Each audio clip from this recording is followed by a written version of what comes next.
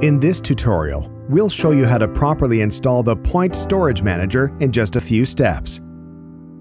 First, you will need administrator rights to start the installation. Launch setup.exe from the folder you downloaded it to. Follow the instructions and click Next.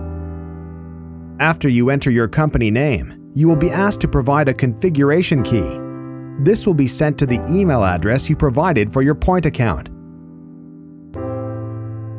You can also change the installation path if required. Next, choose the features that meet your needs. Under Server Components, which controls the archiving process, you will find the PoINT Storage Manager service, which manages hardware and data migration. You can deselect PoINT TAF's agent if you are only using a Windows server as an instance of the PoINT Storage Manager server and not as the source for a storage vault. The user interface components are required for configuration and administration purposes. They include the log viewer and the PoINT Storage Manager, which cannot be deselected. You can also select the status monitor to enable centralized management. If required, you can also select the web client, which provides a web-based interface for optional data archiving, and the SDK Runtime Developer Kit.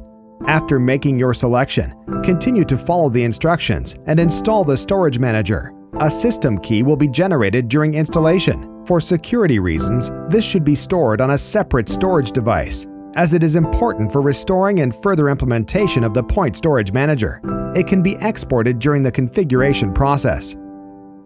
Congratulations! You have completed the installation process and can start configuring the PoINT Storage Manager for your desired settings.